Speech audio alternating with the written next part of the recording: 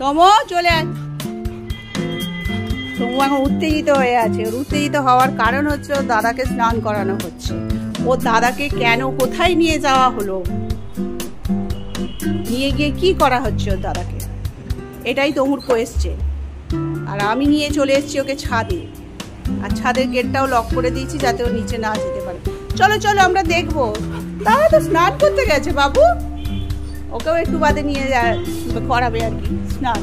কিন্তু দাদাকে নিয়ে গেছে, কোথায় নিয়ে গেছে ওকে জানতে হবে। দাদাকে কি করে ফেলছে,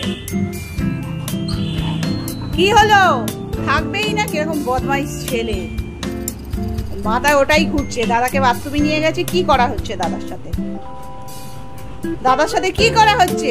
দাদা বাথরুমে স্নান করতে গেছে, আমি ওসব বুঝবোই না কি করাতে গেছে। মোট কথা দাদা ও যেখানে আছে ওকে যেতে হবে। এদিকে এদিক দিয়ে যাবো তো আমরা। হ্যাঁ আমরা এদিক দিয়ে যাবো তো বাবু। না একটু জল খেয়ে নাও। হ্যাঁ একটু টয়লেট করে নাও, অনেক হাঁপিয়ে হচ্ছে। একটু জল খা, জল খা, জল খা বাবু। তমু অনেক হাঁপিয়ে গেছিস, একটু জল খা।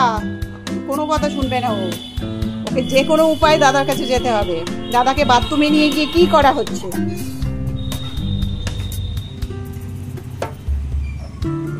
কি করা হচ্ছে দাদাকে বাথরুমে নিয়ে গিয়ে? যাবো মানে চেঁচিয়েই যাবে। বাথরুম তো ভেতর থেকে লক করেইছে ওর মা, ও বাইরে চেঁচিয়েই যাবে, টিকতে দেবেই না কাউকে। একদম এত চেঁচাবে যতক্ষণ না বাথরুম থেকে বেরোবে। ওরে বাবা রে, গেটই ইয়ে করে ফেলছে, ভেঙে ফেলছে। দাঁত দিয়ে লোহার গেটও ভেঙে ফেলবে যে খুলে দাও আমি যাবো।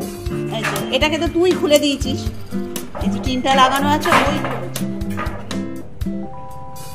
হয়েছে ওদের, হয়েছে। তাহলে তুমি একটু ইয়ে করো, এখানে টিনটাও তো খুলে ফেললো, ওকে রাখা যাচ্ছে না। তুমি দাঁড়াও বাইরে।